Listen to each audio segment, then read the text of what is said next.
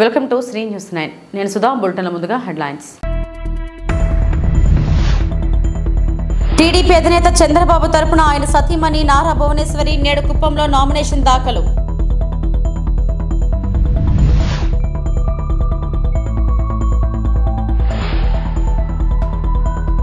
Railway కోడూరులో NDA అవగాహన సదస్సు. 252 బూతులలో ఉన్న కార్యకర్తలకు కేంద్ర పార్టీ కార్యాలయం నుంచి వచ్చిన నిపుణులతో అవగాహన సదస్సు. విశాఖ ఉత్తర నియోజకవర్గం ఎమ్మెల్యేగా నామినేషన్ దాఖలు చేసిన కేకే రాజు. భీమిలిలో వైఎస్ఆర్సీపీ ప్రపంచాన్ని తట్టుకోలేక తనను నేరుగా ఎదుర్కొనలేక గంటా శ్రీనివాసరావు అతని అనుచరులు తాను నియోజకవర్గం మారుతానని తప్పుడు ప్రచారాలు చేస్తున్నారని భీమిలి ఎమ్మెల్యే ముత్తంశెట్టి శ్రీనివాసరావు చెప్పారు. గురువారం సాయంత్రం జీవీఎంసీ 5వ వార్డ్ సాయిరాం కాలనీలో ఇంటింటా ఎన్నికల ప్రచారం నిర్వహించారు. ఈ సందర్భంగా ఆయన సోషల్ మీడియాలో వస్తున్న ప్రచారాలను తీవ్రంగా ఖండించారు. టీడీపీ వారు రోజుకో కుట్రల పన్ని తాజాగా అనకాపల్లి ఎంపీగా వెళ్లిపోతానని ప్రచారం చేస్తున్నారని, ఇది పూర్తిగా తప్పు అని, ఇలాంటివి ప్రజలు నమ్మవద్దన్నారు. తాను జగన్మోహన్ రెడ్డి ఆశీస్సులతో భీమిలిలోనే ఈ సీట్లను గిఫ్ట్గా పోటీ చేస్తానని, మళ్ళీ అత్యధిక మెజారిటీతో గెలిచి ఆయనకు ఇద్దామని అన్నారు. ఈ కార్యక్రమంలో రాష్ట్ర సంయుక్త కార్యదర్శి పోతన హనుమంతరావు, జేసీఎస్ కన్వీనర్ పోతన సురేష్, వివిధ విభాగాల నాయకులు శ్యామలరావు, వైఎస్ మూర్తి, బాబ్జీ, మగడ రమణ, కూన రమణ, ముచ్చి రామారావు, అప్పారావు, జేఎస్ రెడ్డి, కల్లేపల్లి శంకర్రావు, శామ్యుయల్, జ్యోతిష్, గాయత్రి, సీత తదితరులు పాల్గొన్నారు.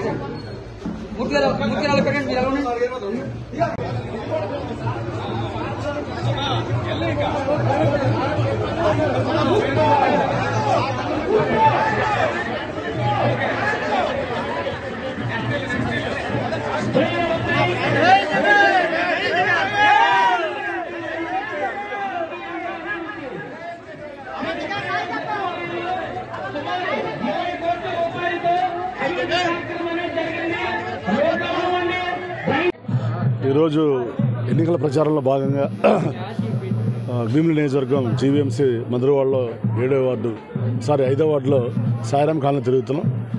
మరి ఎక్కడికి వెళ్ళినా ప్రజలు అఖండ స్వాగతం, అపూర్వ ఆదరణ చూపిస్తున్నారు. తప్పనిసరిగా జగన్మోహన్ రెడ్డి గారు మళ్ళీ ముఖ్యమంత్రి చేసుకోవాలని వారు చాలా స్థిరమైన అభిప్రాయంతో ఉన్నారు. కాబట్టి చంద్రబాబు నాయుడు గారు ఎన్ని కుట్రలు పడినా, ఎన్ని కూటమిలతో వచ్చినా మళ్ళీ అఖండ మెజార్టీతో జగన్మోహన్ రెడ్డి గారు ముఖ్యమంత్రి అవ్వడం ఖాయం. అదే రకంగా భీమిలి నియోజకవర్గంలో కూడా ప్రజలందరూ కూడా మళ్ళీ 5 సంవత్సరాలలో 2,500 కోట్ల రూపాయల సంక్షేమ అభివృద్ధి కార్యక్రమాలు చేశాం. మళ్ళీ జగన్మోహన్ రెడ్డి గారు వస్తే పరిపాలన రాజధాని వస్తుంది, ఈ ప్రాంతం అభివృద్ధి చెందుతుంది అని ఎక్కువ శాతం మంది మరి వైఎస్ఆర్సీపీకి ఓట్లేసి జగన్ గారు ముఖ్యమంత్రి చేయాలనుకుంటున్నారు. అదే రకంగా భీమిలిలో ఎక్కువ మెజార్టీ సాధించి మరి భీమిలిలో వైఎస్ఆర్సీపీ జెండా ఎగరవేసి జగన్ గారికి బహుమతికి ఇస్తామని తెలియజేసుకుంటూ ఈ కార్యక్రమంలో పాల్గొన్నటువంటి మా వార్డు నాయకులు పోతన హనుమంతరావు గారు, అలాగే ఇక్కడ స్థానిక నాయకులు అందరికీ పేరు పేరున కూడా హృదయపూర్వక నమస్కారాలు, ధన్యవాదాలు తెలియజేసుకుంటాం. భీమిలిలో వైఎస్ఆర్సీపీ ప్రపంచాన్ని తట్టుకోలేక ఈ గంటా శ్రీనివాసరావు అనే వ్యక్తి మరి వాళ్ళ అనుచరులు నా మీద రోజుకు ఒక రకమైన కుట్రలో బురజల్లే కార్యక్రమం చేస్తున్నారు. మళ్ళీ వాళ్ళు లేటెస్ట్గా ఈ అనకాపల్లి ఎంపీగా వెళ్ళిపోతారని దుష్ప్రచారం చేస్తున్నారు. అవన్నీ కూడా ఉట్టి కథనాలు. ఎవరో కూడా దయచేసి నమ్మొద్దు.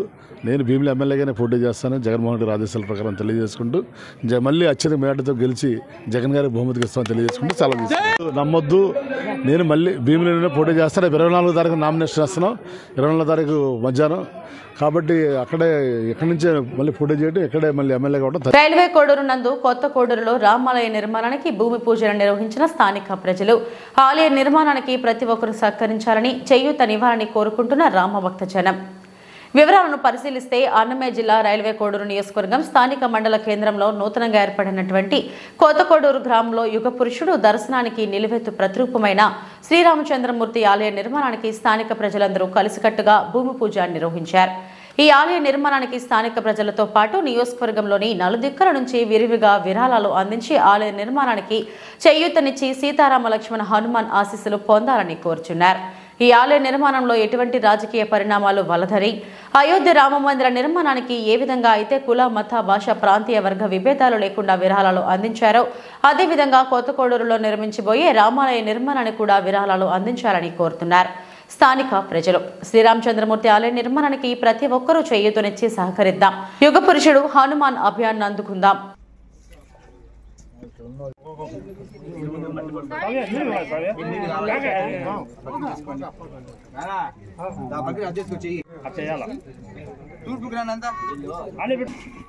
శ్రీరామ్. అయోధ్యాపతి శ్రీరామచంద్రమూర్తికి జై.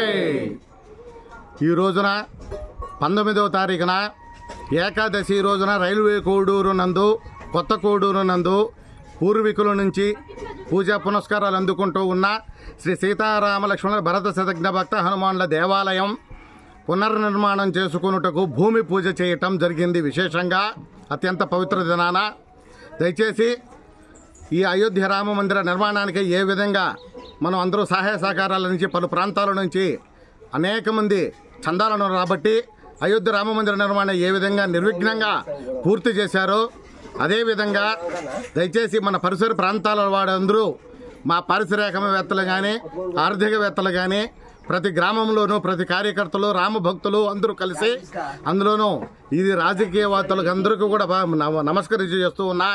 ఏ పార్టీ వారికి ఏ రాజకీయం వారికి సంబంధం లేదు. ఇది మన శ్రీరామచంద్రమూర్తి కార్యంలో అందరూ భాగం పంచుకొని అందరం కలిసి సమిష్టిగా ఒక పేరుగాంచిన సీతారామచంద్రుల వారి దేవాలయ నిర్మాణంలో అందరూ భాగస్వాములై అందరూ సంపూర్ణంగా మద్దతును తెలుపుతారని ధారాళంగా విరాళాలను సేకరించి ప్రతి ఒక్కరూ అయోధ్య శ్రీరామచంద్రమూర్తికి ఏ విధంగా వానరులుగా ఎట్లా కష్టపడి శ్రమించి చేశారో ఆ విధంగా రామభక్తులందరూ సహాయ సహకారాలు అందించి నిధి సేకరణను చేసి ఈ రామకార్యానికి పూర్తిగా మద్దతు తెలపగలరని ఆశిస్తూ ఉన్నాను. జై శ్రీరామ్, జై శ్రీరామ్. ఆసక్తి గల వారందరూ రైల్వే కోడూరు నందు ఉన్న కొత్త కోడూరులో ఈ దేవాలయ కమిటీ వారిని సంప్రదించి విరాళాలను సేకరించవలసినదిగా ప్రార్థిస్తూ ఉన్నా. జై శ్రీరామ్, జై శ్రీరామ్. అత్యంత సుందరంగా ఒంటిమిట్ట అద్భుతంగా ఏకశిలా నగరం శ్రీరామనవమి బ్రహ్మోత్సవాలు కడప జిల్లా ఒంటిమిట్ట ఏకశిలా నగరం దేవస్థానం శ్రీరామనవమి బ్రహ్మోత్సవాలు అద్భుతంగా నిర్వహిస్తున్న కార్యనిర్వాహకులు 15/4/2024 నుండి 26/4/2024 వరకు తిరుమల తిరుపతి దేవస్థానం కార్యనిర్వాహకులు ఆధ్వర్యంలో అత్యంత ప్రతిష్టాత్మకంగా వైభవంగా ఒక అద్భుతంగా ఈ బ్రహ్మోత్సవాలు నిర్వహిస్తారు. ఏప్రిల్ 17 బుధవారం శ్రీరామనవమి, ఏప్రిల్ 20 తేదీ శనివారం హనుమత్ సేవ, 21వ తేదీ ఆదివారం గరుడ సేవ, 22వ తేదీ సోమవారం కళ్యాణోత్సవం, 23వ తేదీ మంగళవారం రథోత్సవం, 24వ తేదీ బుధవారం అశ్వవాహనం, 25వ తేదీ గురువారం చక్ర స్నానం, 26వ తేదీ శుక్రవారం పుష్పయాగం. ఒంటిమిట్ట దేవస్థానం ఆధ్వర్యంలో అత్యంత వైభవంగా ఈ కార్యక్రమాలు జరగను. బ్రహ్మోత్సవాల్లో ప్రతిరోజు సాయంకాలం 6 గంటల నుండి 8:30 గంటల వరకు ఆధ్యాత్మిక సాంస్కృతిక కార్యక్రమాలు జరగను. భక్తులు స్వామివారిని దర్శించి తరించవలసిందిగా ప్రార్థన.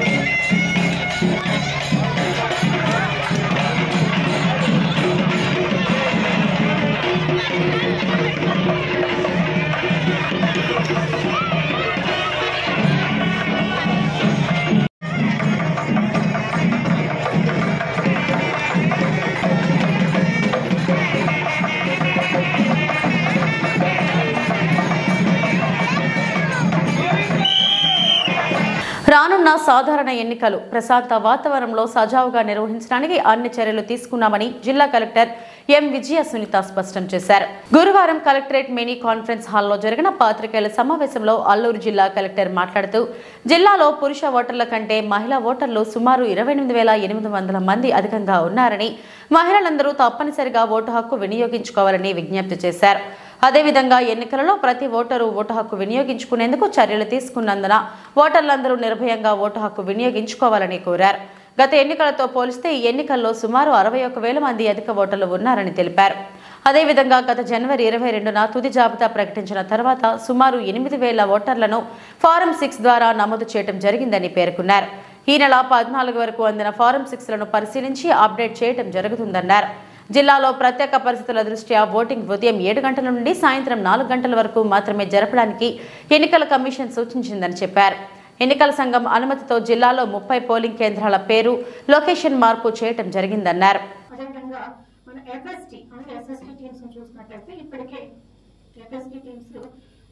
అనౌన్స్మెంట్ ఆఫ్ ఎలక్షన్స్ నుంచి కూడా ఇవన్నీ ఆపరేషనల్ అయి ఉన్నాయి. ఎస్ఎస్టీ టీమ్స్ మాత్రం ఈ రోజు నుంచి ఆపరేషన్ అవుతాయి. నోటిఫికేషన్ ఆఫ్ ఎలక్షన్ ఈ రోజు నుంచి అవన్నీ ఆపరేషన్ అవుతాయి. అండ్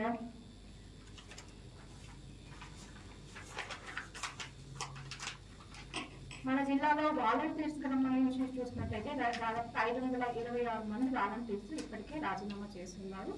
ఈ సంఖ్య గత వారంలో కొంత మేర పెరిగింది. మరి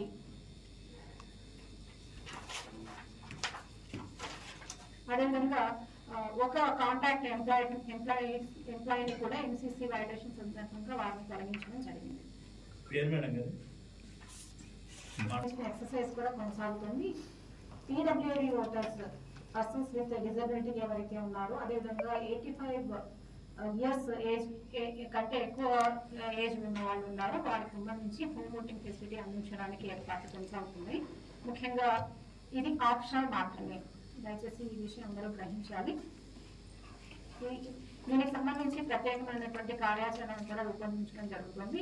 ప్రతిరోజు దీనికి సంబంధించిన అప్డేట్స్ కూడా, అంటే ఎంతమంది హోమ్ ఓటింగ్ ఆఫ్ చేసుకున్నారు అనే ఇన్ఫర్మేషన్ కూడా మనం సిఇఓ ఆఫీస్కి ప్రతిరోజు అందించడం జరుగుతుంది.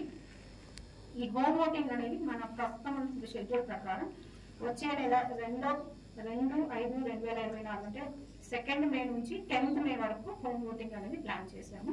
మరి ఇందులో ఏదైనా మార్పు చేర్పు కూడా ఉండొచ్చు based on the number of applicants. Second ఏమంటే free and fair elections ensure చేయడానికి మన కలెక్టర్ మేడం గైడెన్స్ ప్రకారం we have put up 9 SST teams. So అది Malkangiri district, Gorakhpur district, Sukma district and Bhadradri Kothagudem డిస్ట్రిక్ట్తో మెయిన్ బార్డరింగ్ ఏరియాస్లో పెట్టడం జరిగింది. At the same time inter district check post కూడా పెట్టడం జరిగింది. దాంట్లోనే లాస్ట్ 1 month నుంచి డిక్లరేషన్ ఆఫ్ ఎలక్షన్స్ నుంచి మనం రన్ చేస్తూ ఉన్నాము. సుమారుగా 32 కేసెస్ అప్పుడు రిజిస్టర్ అయింది, all the enforcement cases in these SSTs. Plus ఇది FST టీమ్స్ కూడా, ఇది 17 FST టీమ్స్ మనం రన్ చేసుకుంటున్నాము. అట్ ద సేమ్ టైం ఇది MCC టీమ్స్ కూడా, ప్రతి పోలీస్ స్టేషన్కి ఒక MCC టీమ్ మనం పెట్టేసి MCC వైలేషన్స్ గురించి చూసుకుంటున్నాము. Almost 10 cases of MCC violations have also been registered. At the same time మన పొలిటికల్ పార్టీస్ అండ్ పొలిటికల్ లీడర్స్తో మీటింగ్స్ కూడా పెట్టడం జరిగింది, both at SP level and executive level. వాళ్ళకి MCC వైలేషన్స్ ఏమేమి ఉన్నాయి, ఏ విధంగా ఎలక్షన్స్ చేసుకోవాలి, ఏ విధంగా పర్మిషన్స్ తీసుకోవాలి. కొల్లేరు లంక గ్రామాలు, పెనుమాంకలంక పలు గ్రామాలలో పర్యటించిన ఎమ్మెల్సీ ఏలూరు జిల్లా కైకలూరు నియోజకవర్గం మండవల్లి మండలంలో ఎమ్మెల్సీ జయమంగళ వెంకటరమణ రానున్న సార్వత్రిక ఎన్నికలలో భాగంగా వారు మాట్లాడుతూ వైసీపీ ఎమ్మెల్యే అభ్యర్థి దూలం నాగేశ్వరరావు మరియు పార్లమెంట్ ఎంపీ అభ్యర్థి కారమూరి సునీల్ కుమార్ యాదవ్కు మీ అమూల్యమైన ఓటును ఫ్యాన్ గుర్తుపై ముద్రించి అఖండ మెజారిటీతో గెలిపించాలని, వైఎస్ జగన్మోహన్ రెడ్డిని మరొకసారి ముఖ్యమంత్రిని చేయాలని, మీరు వేసే ప్రతి ఓటు మీ కొల్లేరు బిడ్డ అయినా నాకు వేసినట్టుగా భావించి ఓటు వేయాలని కోరిన శాసనమండలి సభ్యులు జయమంగళ వెంకటరమణ మరియు వడ్డీ కార్పొరేషన్ చైర్మన్ ముంగర సంజీవ్ కుమార్. ఈ కార్యక్రమంలో పాల్గొన్న నాయకులు సయ్యపు రాజు, గుర్రాజు, ముంగర నరసింహారావు, జెడ్పీటీసీ ముంగర విజయ నిర్మల, మల్లికార్జున, సర్పంచులు ముంగర నాగరాజు, పెనుమాకలంక మాజీ సర్పంచులు ఘంటసాల శ్రీనివాసరావు, ఘంటసాల వెంకటరాజు, పైడి చింతపాడు నాయకులు, ఏడుకొండలు గ్రామాల పెద్దలు ఘంటసాల గాంధీ, ఖాదర్ బాషా, సైతు కామేష్, జయమంగళ విష్ణు, బలే అంతర్వేద, ముంగర వెంకటేశ్వరరావు, ఎక్స్ సర్పంచ్ ఘంటసాల సుబ్రహ్మణ్యం తదితరులు పాల్గొన్నారు. పుట్టిన బిడ్డ నుంచి చనిపోయే వరకు నీ పేరున 25 లక్షల రూపాయలు ఇప్పుడు పెట్టాడయ్యా. మనకు రోగం రాకూడదు, రానివ్వండి. నేను తీసుకెళ్ళి 25 లక్షల రూపాయలు వైద్యం మొన్న కూడా ఒకటి చేయించాను, ఇప్పుడు చేయించడానికి సిద్ధంగా ఉన్నాను. 25 లక్షల రూపాయలు ఒక ఎకరం పొలం మీ పేరున పెడితే ఇంకా వచ్చిన తర్వాత బెంజిగారు ఇస్తాను అయ్యా, కేజీ బంగారం ఇస్తానని నమ్ముతారా? ఇప్పుడు 25 లక్షల రూపాయలు ఇచ్చి మీ ఇంట్లో ఉన్న ఆడకూతుల పేరునున్న అబ్బంతా తీర్చిన వ్యక్తిని నమ్ముతారా? ఆడకూతుళ్ళు ఇంతకుముందు పండగ వస్తుందయ్యా, అయ్యా పిల్లలకు బట్ట కొనాలని 500, 600 మన దగ్గర అడిగేవారు.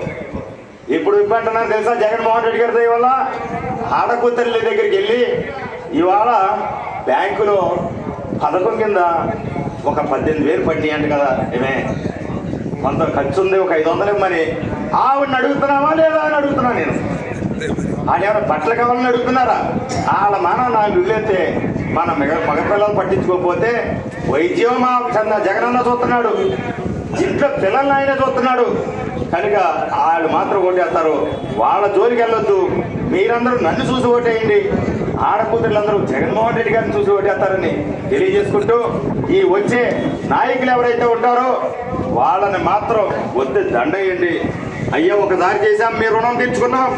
అసలు నాగేశ్వరరావు గారికి ఒక్కసారి కూడా చేయలేదు, అయినా ఎమ్మెల్సీ ఇచ్చారు కనుక ఆయన రుణం కూడా తీర్చుకోవాలి అని పద్ధతి. మచిలీపట్నంలో చంద్రబాబు మాట్లాడిన ప్రతి మాట అబద్ధమేనని మాజీ మంత్రి పేర్ని నాని ఆగ్రహం వ్యక్తం చేశారు.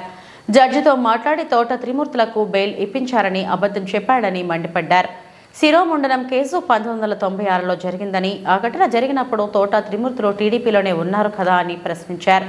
95 నుంచి 2020 వరకు తోట త్రిమూర్తులు టీడీపీలో లేరా అని బాబును నిలదీశారు.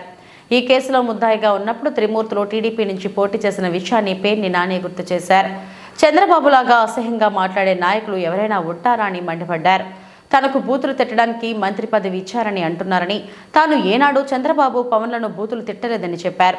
ఒకవేళ తాను బూతులు మాట్లాడి ఉంటే నిరూపించాలంటూ సవాల్ విసిరారు. బాబుకు వయసు పెరిగింది కానీ ఏం మాట్లాడాలో తెలియలేదని విమర్శించారు. సీఎంగా ఉన్న చంద్రబాబు బందర్కు ఏం చేశారని ప్రశ్నించారు. బెయిల్ ఎందుకు జడ్జి గారితో మాట్లాడి బెయిల్ ఎందుకు ఇప్పించావు జగన్, తోట త్రిమూర్తులను జైల్లో వేయకుండా? అతను మాట్లాడిన మాటలు బొంకు మాటలు. నాయుడు గారు, ఈ శిరోమండనం కేసు అసలు ఎప్పుడు జరిగింది? 1996లో తోట త్రిమూర్తులు గారు తెలుగుదేశం పార్టీ శాసనసభ్యుడిగా, తెలుగుదేశం పార్టీ అనుబంధ శాసనసభ్యుడిగా ఆయన తెలుగుదేశం పార్టీలో ఒక శాసనసభ్యుడిగా ఉన్న కాలంలో ఈ నేరం జరిగింది. ఈ శిరోముండనం కేసు 1995 సంవత్సరం నుంచి 1995 సంవత్సరం నుంచి 2020 సంవత్సరం వరకు 1995 సంవత్సరం నుంచి 2020 సంవత్సరం వరకు అంటే 25 నేనంట నీతులు నానేనంట ఆయన్ని బూతులు తిడతాకే నాకు మంత్రి పదవి ఇచ్చారంట. నేను పవన్ కళ్యాణ్ గారిని, నేను చంద్రబాబు నాయుడు గారికి, బొంకు మాటల నాయుడు గారికి సవాల్ విసురుతున్నాను. ఏ రోజన్నా నేను చంద్రబాబు నాయుడు గారి గురించి లేదా పవన్ కళ్యాణ్ గారి గురించి అసభ్య పదజాలంతో నేను ఎప్పుడన్నా మాట్లాడానా? మిమ్మల్ని బూతులు తిట్టానా ఎప్పుడన్నా? నేను మిమ్మల్ని మీ ఇద్దరిని ఎప్పుడన్నా బూతులు తిట్టానా? అసభ్య పదజాలంతో నేను ఎప్పుడన్నా మాట్లాడానా?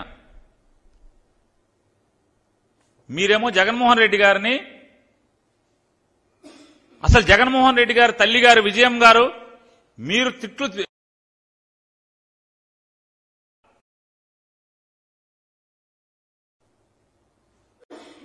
పచ్చిగా మాట్లాడతారు. మీరు ఎంత మాట పడితే అంత మాట మాట్లాడతారు జగన్మోహన్ రెడ్డి గారిని.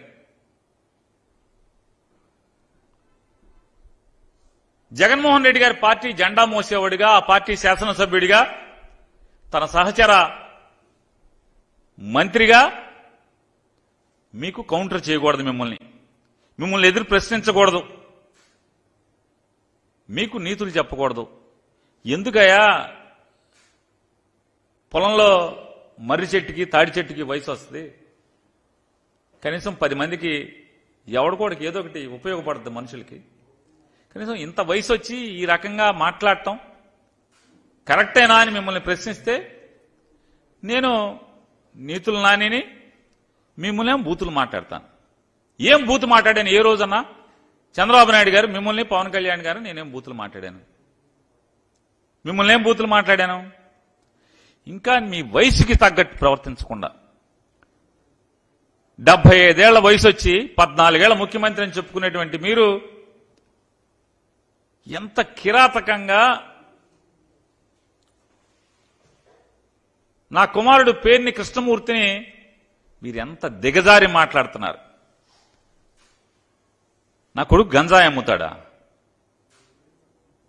ఇంతకన్నా ఎందుకు వయసు అనేది? ఈ వయసు, ఆ వయసు ఒంటి మీద వయసుకి తగ్గ మాట్లాయి. మరి ప్రజాసేవ చేయాలనేటువంటి ఆకాంక్షతో, బలమైన ఆకాంక్షతో రాజకీయాలకి అడుగుపెట్టి 4 సంవత్సరాలు నీ కొల్లు రవీంద్ర లేదా నీ పార్టీ నాయకులందరూ కూడా ఇళ్లలో పడుకుని, మీతో సహా అందరూ ఇళ్లలో పడుకుంటే అతను కరోనాలో ప్రాణాలకు తెగించి ఐసీయూ వార్డులో కూడా బందర్లో కరోనా బారిన పడినటువంటి ఏ పేషెంట్ని అడిగినా కూడా పేర్ని కృష్ణమూర్తి సేవల గురించి ఈ రోజు కూడా మాట్లాడతారు. కరోనాలో ప్రాణాలు పోతుంటే ఐసీయూ వార్డులోకి వెళ్లి అందరితో పలకరించి అందరికీ స్వాంతన మాటలు చెప్పి, మీ ఇంట్లో వాళ్ళు బయట నుంచునున్నారు, వాళ్ళు ఈ కబురు చెప్పమన్నారని మీకు వీళ్ళ ఫోటోలు తీసి వాళ్ళతో మాట్లాడి వీడియో తీసి అవన్నీ కూడా వాళ్ళ కుటుంబ సభ్యులకి చూపించి, ఇదిగో మీ ఇంట్లో మీ నాన్నగారు లేకపోతే మీ భార్య గారు, మీ కొడుకు ఇదిగో ఇలా మాట్లాడుతున్నాడు, ఇదిగో ఇలా ఉన్నాడు అని చెప్పి దాదాపుగా ప్రతి పేషెంట్ వాళ్ళ తాలూకాకి చూపించేవాడు. డాక్టర్లతో సమానంగా లోపల వార్డులో ప్రాణాలకు తెగించి తిరిగాడు. బెడ్లు కావాలంటే బెడ్లు అందించడం, ఎప్పుడు 24 గంటలు అదే పనిలో ఉంటే నూనూకు మేసాలటువంటి నవ యువకుడు మొదటిసారి రాజకీయాల్లో పోటీ చేస్తుంటే ప్రజలు గుర్తిస్తే 75 ఏళ్ళ వయసు వచ్చినటువంటి చంద్రబాబు నాయుడు ఇంత పాపం మాటలు మాట్లాడుతున్నాం. ఇంజనీరింగ్ చదువుకుని ప్రజలకు ఏదో ఒకటి చేయాలి, నా ఊరికి ఏదో ఒకటి చేయాలి. రైల్వే కోడూరులో ఎన్డీఏ అవగాహన సదస్సు. కోడూరులోని 252 బూత్లలో ఉన్న కార్యకర్తలకు కేంద్ర పార్టీ కార్యాలయం నుంచి వచ్చిన నిపుణులతో అవగాహన సదస్సు కార్యక్రమం. ఓటర్ల యొక్క వివరాలను యాప్ ద్వారా నమోదు చేసే కార్యక్రమాన్ని నిర్వహించిన టీడీపీ, జనసేన, బీజేపీ పార్టీ అధినేతలు. ఈ కార్యక్రమానికి విచ్చేసి పాల్గొన్న అధిక సంఖ్యలో కార్యకర్తలు. కేంద్ర కార్యాలయం నుంచి దాదాపు ఒక 12 మంది ఈ నిపుణులు వచ్చి ఇక్కడ అందరి అంటే అన్ని పార్టీల ఎన్డీఏకి ఒక సదస్సు నిర్వహించడం జరిగింది. దాని ఉద్దేశం ఏంటంటే ముఖ్యంగా ఈ 252 బూతులకు సపరేట్ గా ఒక్కొక్క బూత్ కు ఒక యాప్ ను వాళ్ళు ఇన్స్టాల్ చేస్తారు.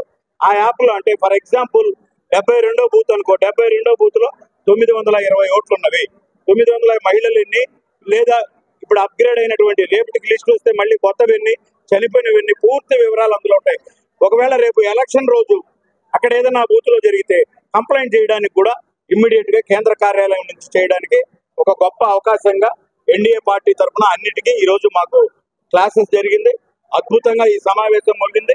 రైల్వే కోడూరు నియోజకవర్గంలో మాకు తెలిసి మా కేంద్ర కార్యాలయం నుంచి వచ్చిన వాళ్ళు చెప్పడం ఏంటంటే, ఇంత విధంగా సమన్వయం ఎన్డీఏ అంటే తెలుగుదేశం, బీజేపీ, జనసేన ఇంత సమన్వయం మీటింగ్ మేము రాష్ట్రంలో నిడుదవోల తర్వాత మొట్టమొదటి రైల్వే కోడూరులో చూస్తున్నాము. కాబట్టి మేము పక్కాగా దీన్ని విజయంలోకి మేము లెక్కేసుకుని వెళ్తున్నాము అని చెప్పారు. చాలా సంతోషం. ఇప్పుడు ఉన్నటువంటి యువకులు ఆల్మోస్ట్ ఇప్పటికే దాదాపు 84 వార్డులకు యాప్ ఇన్స్టాల్, మీరు చూస్తే అక్కడ టెక్నికల్ పీపుల్ అంతా వరుసగా 3 టేబుల్స్ వేసుకొని చేస్తున్నారు. దాదాపు 84 యాప్లు, అలాగే 252 యాప్ల డేటా కూడా మనం పెట్టుకొని రేపు పొద్దున్నే ఎలా ఎలక్షన్కి వెళ్ళాలి, మాకు ఓటింగ్ ఎలా అని చెప్పి మేము మా యొక్క కార్యకర్తలకు తర్ఫీదునివ్వడానికి ఇది మాకు ఒక సోపానంలాగా పనిచేస్తుందని చెప్పి ఈ కార్యక్రమాన్ని ఏర్పాటు చేసిన మా అధిష్టానానికి కేంద్రం నుంచి వచ్చిన వాళ్లకు మరియు మా పెద్దలందరికీ కూడా ధన్యవాదాలు తెలుపుకుంటున్నాం. ఈ కార్యక్రమానికి విచ్చేసిన ప్రతి ప్రింట్ మీడియా, ఎలక్ట్రానిక్ మీడియా సోదరుడికి ఎన్డీఏ తరపున ధన్యవాదాలు. Thank you. కుప్పం పట్టణం తెదేపా అధినేత చంద్రబాబు తరపున ఆయన సతీమణి నారా భువనేశ్వరి నేడు కుప్పంలో నామినేషన్ దాఖలు చేయనున్నారు. ఈ నేపథ్యంలో స్థానిక ప్రసన్న వరదరాజస్వామి ఆలయంలో నామినేషన్ పత్రాలను ఉంచి ఆమె ప్రత్యేక పూజలు నిర్వహించారు. ఆలయ అర్చకులు వేదాశీర్వచనం చేసి తీర్థ ప్రసాదాలను అందజేశారు. అనంతరం లక్ష్మీపురంలోని మసీదు ఆవరణలో ముస్లిం సోదరులతో కలిసి ప్రార్థనలు నిర్వహించారు. ఆ తర్వాత బాబు నగర్లోని చర్చిలో ప్రార్థనలు చేశారు. మరోవైపు నామినేషన్ కార్యక్రమంలో పాల్గొనేందుకు పెద్ద ఎత్తున తెదేపా, జనసేన, భాజపా కార్యకర్తలు తరలివచ్చారు.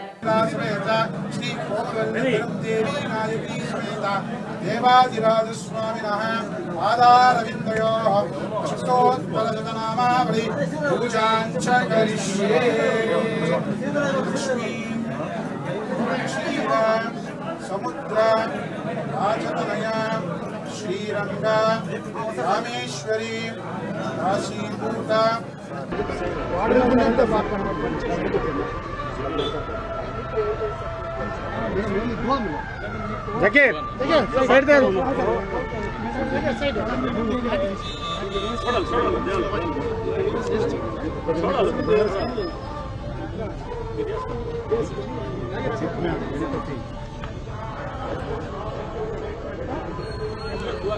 दुआ करो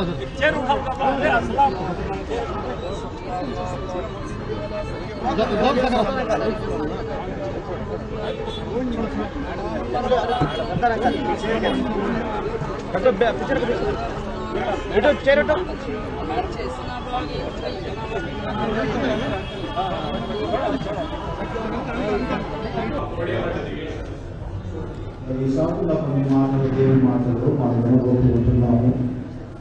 మేడం గారు కూడా సెకండ్ టైం చెప్పినారు, చాలా సంతోషం ఉంది. వచ్చిన సభ్యులంతా కూడా మీకు వందనాలు. అదే సందర్భంలో ఈ సంవత్సరం మేడం గారు వచ్చిపోయినప్పటి నుంచి కూడా ఒక విషయం తెలిసింది. మేడం గారు కూడా కొంచెం నాలుగు చెప్పింది. మీకు మేము ప్రార్థన చేస్తూ వచ్చినాం సార్ అంతా కూడా. కాబట్టి ఈ సమయం కూడా కొన్ని మాటలు దేవుని మాటలు మేము ధ్యానించుకుంటామని కొన్ని మాటలు చదువుతాను.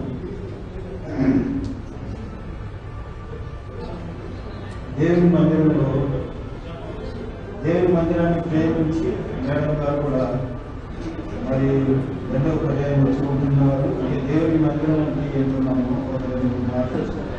8వ వచనంలో ఒక రాజు కలిగిన మాటండి ఇది.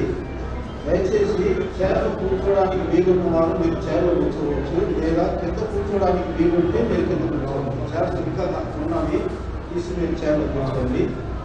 అక్కడ కింద కూర్చునే వారు కింద కూడా కూర్చోవచ్చు. ఒక మాట 26వ కీర్తన 8వ వచనంలో యెహోవా నీ నివాస మందిరమును నీ తేజోమహిమ స్థలమును నేను ప్రేమించుచున్నాను. ఇది ఒక రాజు చెప్పిన మాట అండి. దేవుని మందిరాన్ని, దేవుని నివాస స్థలమును ప్రేమిస్తున్నాను చెప్పని ఒక రాజు పలికిన మాట. దేనికి దేవుని మందిరాన్ని ప్రేమించాలా అని అంటే, దేవుడు ఇక్కడ ఉంటున్నాడు అని చెప్పని. దేవుని వాక్యం ఏమిటంటే, ఇది నేను కోరుకున్న స్థలము, ఇక్కడనే నేను నివాసం చేస్తాను అని చెప్పింది.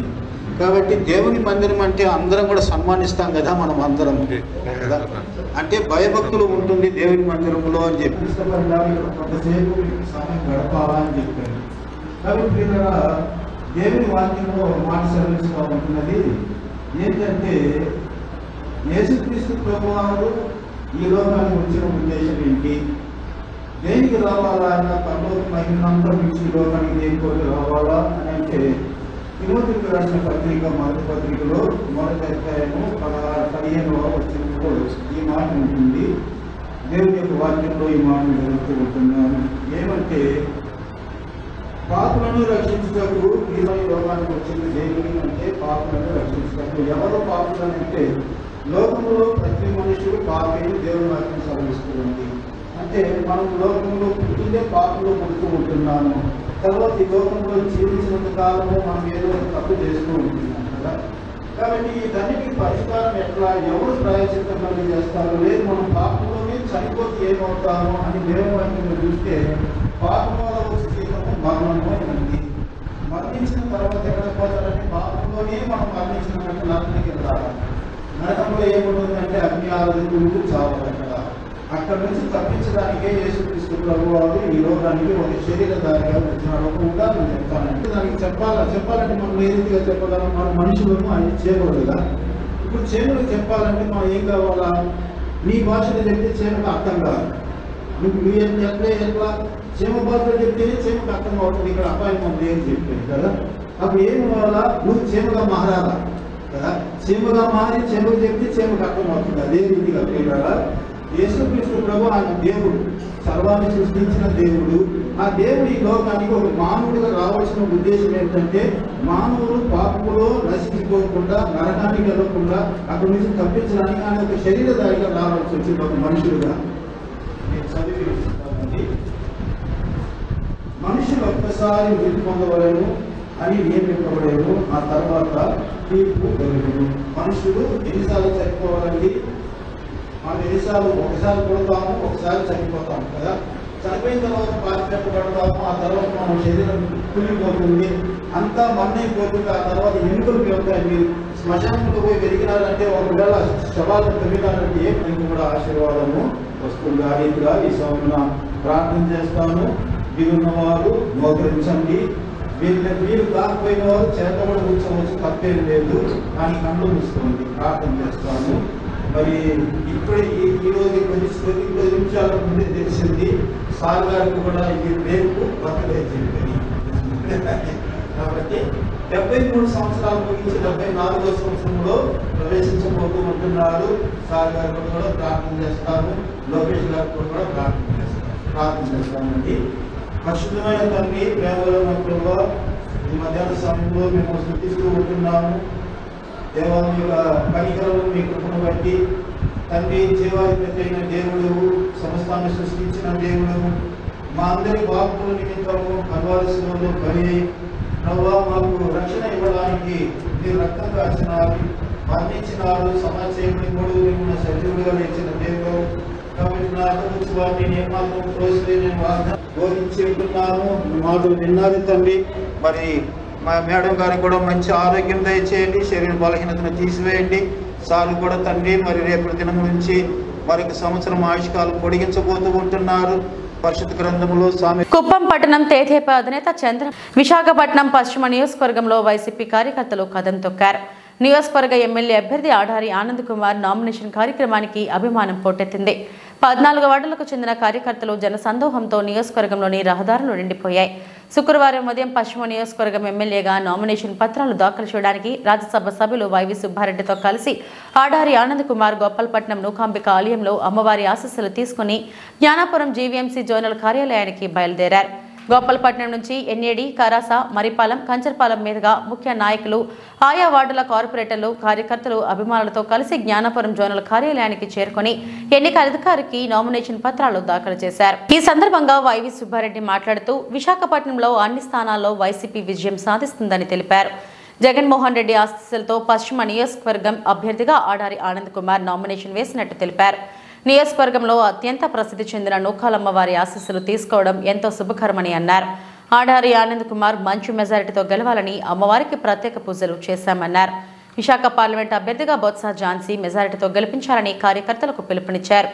పశ్చిమ నియోజకవర్గ అభ్యర్థి ఆడారి ఆనంద్ కుమార్ మాట్లాడుతూ పశ్చిమ నియోజకవర్గంలో వైసీపీ జెండా ఎగరవేస్తామని ధీమా వ్యక్తం చేశారు. ఈరోజు విశాఖ పశ్చిమ నియోజకవర్గం నుంచి వైఎస్ఆర్ కాంగ్రెస్ పార్టీ అభ్యర్థిగా గౌరవ ముఖ్యమంత్రి మా పార్టీ అధ్యక్షుడు జగన్మోహన్ రెడ్డి గారి ఆశీస్సులతో విశాఖ పశ్చిమ నియోజకవర్గం నుంచి వైఎస్ఆర్ కాంగ్రెస్ పార్టీ అభ్యర్థిగా రేపు జరగబో ఎన్నికల్లో మే 13వ తారీఖు జరగబో ఎన్నికల్లో వైఎస్ఆర్ కాంగ్రెస్ పార్టీ అభ్యర్థిగా ఆడారి ఆనంద్ కుమార్ గారు ఈరోజు నామినేషన్ సందర్భంగా ఈ నియోజకవర్గంలోనూ ఉన్న ఎంతో ప్రసిద్ధి చెందిన నూకాలమ్మ ఆలయం దర్శించుకొని అమ్మవారి ఆశీస్సులు తీసుకొని నామినేషన్ దాఖలు చేయడానికి పోతున్న సందర్భంగా ఆడారి ఆనంద్ కుమార్ గారికి అమ్మవారి ఆశీస్సులతో మంచి మెజార్టీతో గెలవాలి. అదేవిధంగా అమ్మవారి ఆశీస్సులతో గౌరవ ముఖ్యమంత్రికి జగన్మోహన్ రెడ్డి గారు కూడా మళ్ళా ఈ రాష్ట్రానికి అమ్మవారి ఆశీస్సులతో ముఖ్యమంత్రి కావాలి. అదేవిధంగా ఇక్కడ విశాఖ పార్లమెంటు అభ్యర్థిగా ఉన్న బొత్స ఝాన్సీ గారు కూడా అమ్మవారి ఆశీస్సులతో మంచి మెజార్టీతో గెలవాలని కోరుకుంటున్నాం. సార్ ఎన్ని గుడికి తాళం వేశారు సార్? ఇవన్నీ తెలుగుదేశం పార్టీ ఓటమి భయంతో ఏ విధంగా చీప్గా పాలిటిక్స్ చేస్తున్నారనే దానికి ఇక్కడ వేలాది మంది ప్రజలు వచ్చి 2 గంటల నుంచి వెయిట్ చేస్తున్నారంటే గుడి అమ్మవారి దర్శనం చేసుకోలేకుండా చేయాలి, ఆ విధంగా వీళ్ళని అడ్డుకోవాలి అనే ఈ దుర్మార్గపు ఆలోచనలు చేస్తున్నారంటే ఓటమి భయంతోనే. తప్పకుండా ప్రజాస్వామ్యంలో ఎక్కడైనా ఈ వార్తలు ఇంతటితో సమాప్తం. నమస్తే.